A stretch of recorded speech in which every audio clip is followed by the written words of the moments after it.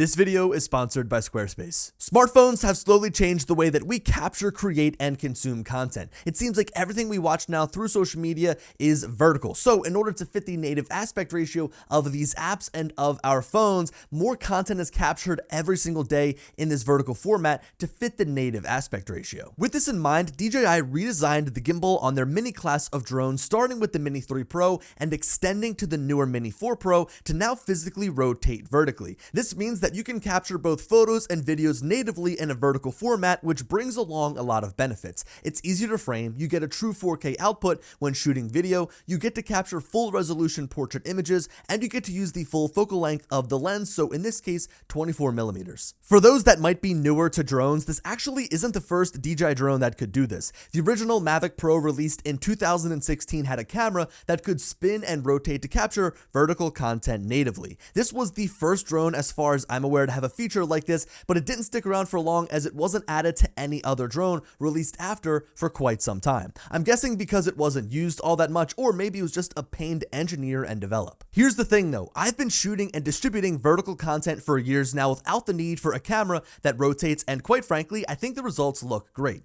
Everything over on my Instagram gets posted vertically, and a good amount of that content was captured with a drone that shoots a traditional horizontal image, mainly from my Mavic 3 Pro, but was cropped after the fact to fit the native vertical aspect ratio that Instagram likes. There are some trade-offs to cropping down your horizontal image, but I think there are actually some benefits to doing this as well. For example, if I use the Mavic 3 Pro, like I mentioned, I can take advantage of 3 different cameras, 3 different focal lengths to get different shots when I'm up in the air, and then I can crop those down to fit that vertical frame. I can also use the main 24mm camera, the wide camera, which in my opinion is way better than the Mini 4 Pro's camera. You've got better dynamic range, you've got better colors, you overall just have a better looking image coming from that camera, which again is something that I prefer to shoot with. So let me walk you through my process of how to capture vertical video with any drone. So step 1 is to enable the grid lines on your drone. It doesn't matter what drone model you fly or what brand it is, your drone should have something similar to what I'm enabling here. For those using a drone that flies with the DJI Fly app, we'll tap on the 3 dots in the top right corner, go to the camera menu, and then find the section for shooting lines. In this menu, I also like to turn on the center point to help me frame up my shot, but grid lines is really what's most important to make this work. Once we head back to the live feed, there's now this grid on the screen that displays our rule of thirds, which helps when framing photos and videos, but we instead are going to use it as a boundary for capturing vertical video. You see, these 2 middle lines will replicate a vertical 9:16 aspect ratio, so if we can just forget that the sides outside of this area exist and try to frame our video in the middle, then when we crop our video, it'll turn out perfect. There's also an option under the camera settings that allows you to display a frame guide on certain drones, with one of the options being that vertical crop. Looking at the shooting screen, things look a bit different as outside of the guide is now dimmed to help you focus on what's in the vertical frame, but the drone is still capturing the full width of this frame in horizontal format. You just got to crop it after the fact. Personally, I prefer to use the grid line feature over the frame guide because it gives me better visibility of what it is that I'm shooting, and like I mentioned, those middle lines will help you frame your shot perfectly. Overall, a huge benefit to shooting like this is that you still have a horizontal frame for a traditional delivery method. It's kind of like you're getting the best of both worlds. My workflow when shooting is to fly a bit further back to fit more in the frame vertically. This means I'm basically shooting a little bit wider to get more inside of the vertical portion that I want to deliver. So this is the first major step to capturing vertical video with any drone that you fly, and while it's not absolutely necessary, like you can still capture a vertical video and crop it down after the fact without enabling the frame guide or the grid lines,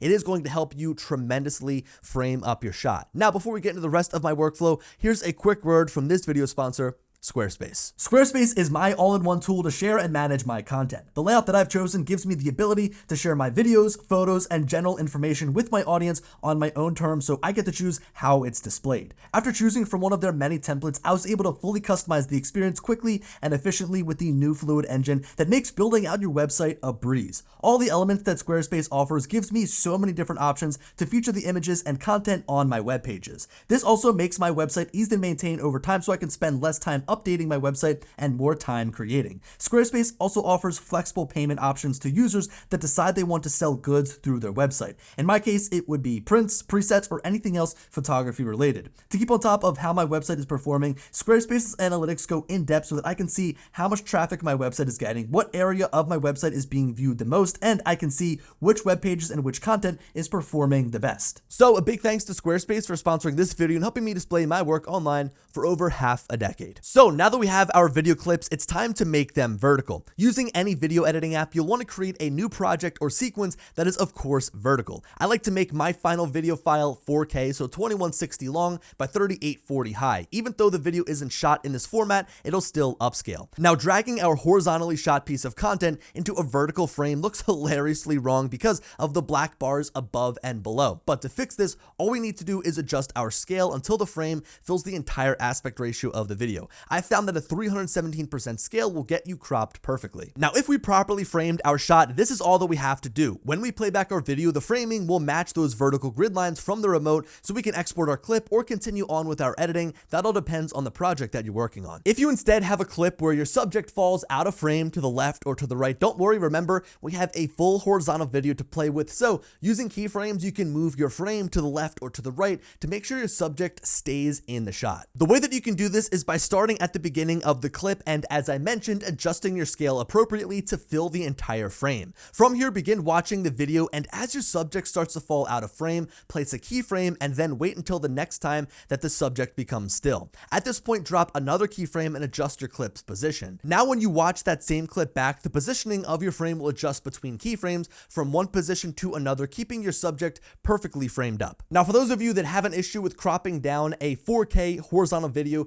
to an upscaled 4K vertical video, trust me, I am here with you, but I'd rather have the flexibility of multiple distribution methods. So again, that horizontal video that I can upload and the vertical video I can upload to multiple social media platforms. Now, you could go the route of adding digital sharpening if you wanted to, if you think that it looks that dull, it looks that blurry, but usually I found that after uploading to Instagram and being able to go through their whole compression algorithm, that it really doesn't matter. It's going to look fine for most people that are watching your video. I've also found that the digital sharpening in Final Cut Pro just sucks, so I always stray away from that pretty much no matter what. But here is my overkill method. Whenever I know that I need a high quality vertical 4K video as well as a horizontal video in the air, I fly my Inspire 3. And yes, I know this is not an end all be all solution for anybody that flies any drone because it's way more expensive and bigger than, say, the Mavic 3 Pro or the Air 3 for that matter. But the Inspire 3 can shoot 8K video. Let me say, it looks incredible. I'll give you guys a scenario. I uploaded this a couple months ago. It was when Battleship New Jersey sailed from its port or from its spot that it was docked at in Camden to the shipyard. And I flew the Inspire 3 because it was big, helped me maintain line of sight. It also allowed me to get to the ship really quickly, come back, land, swap batteries, hot swap, and get back in the air as fast as possible. I only had about a 2-hour window to actually shoot the ship as it was coming down the water. So being able to have a big drone like that was great for multiple reasons, but the main reason was the camera. The footage coming from that drone looks so good, and seeing it horizontal looks great. But I could also crop that down vertically and get a nice true 4K output, which was great to upload over on Instagram. Now, for Battleship New Jersey's return up the Delaware back to where it is docked in Camden, I instead chose to fly the Mavic 3 Pro just to switch it up, just to give me some different focal length options. I wanted just to kind of have a different experience for that flight. And when I put those two vertical videos side by side, man, you can just see the difference. Now, I'm comparing like a $17,000, $20,000 drone with a prosumer drone, so of course the video is going to look much better, but this is kind of a really good comparison between what a cropped down, upscaled 4K vertical video will look like compared to like a native 4K video. It definitely does look very different, and also, man, that full frame sensor on the Inspire 3 is incredible. Now, to switch gears really quickly, for those that shoot more photos, the process is very similar and honestly way easier. As long as you use those guidelines to frame up your shot, when you're editing in Lightroom or any equivalent platform, you can just switch your crop to vertical and choose whichever aspect ratio fits your sharing needs best. For example, on Instagram, if you're exporting a cover image for a reel, it'll be 9:16, but if you instead want to share the photo as a post, the aspect ratio would be 4:5. So when it comes to content distribution, your photos and videos, how do you want to share them? Vertically, Horizontally, it really depends on the platform you're posting to, what your goals are, maybe if you're shooting for somebody, what your client wants. And for me, I'd rather have the most flexibility possible, which comes from shooting horizontal all the time and cropping vertical if I need to. And there are plenty of benefits to this.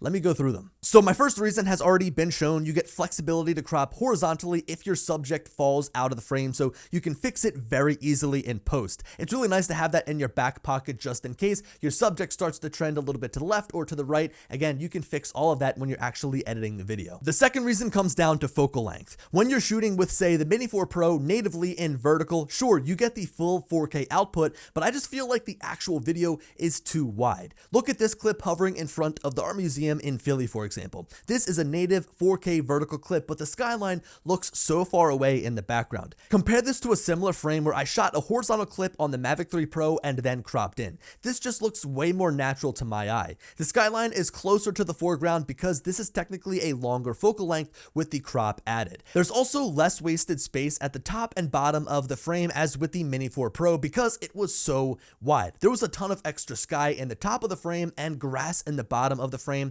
Again, the cropped vertical image to me looks way more pleasing. When we put these side by side also, there really isn't that big of a difference in quality to my eye, especially when you're looking at them through a compressed YouTube video. I would take the colors and the dynamic range from the larger Mavic 3 Pro sensor over the smaller camera on the Mini 4 Pro all day long. Let's be real with ourselves too, horizontal video is way better than vertical video, and it's not even an argument. Look at this proper horizontal frame of the Art Museum that perfectly fills the frame from side to side and the skyline sitting there in the background. This just feels the most natural because this is how we see the world, horizontally for the lack of a better word. This here is the final reason why I shoot all of my videos horizontal and crop vertical after the fact, so that I can share what I'm seeing in its full horizontal glory. This allows me to share the same shots that I'm taking here on my channel in a widescreen format and then crop down to share them with my audience over on Instagram vertically. This allows me to share the same shots that I'm taking here on my channel in a full widescreen format and then crop down to share with my audience over on Instagram in a vertical format. So yes, you can shoot vertical video with any drone available on the market. It doesn't matter if it can actually rotate vertically or if it's fixed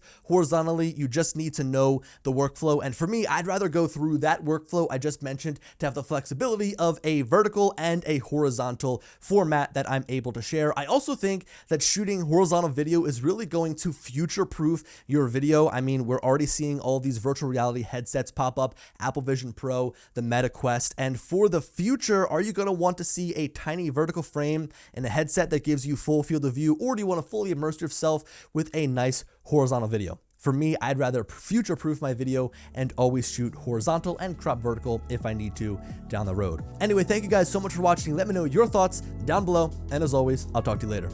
Peace.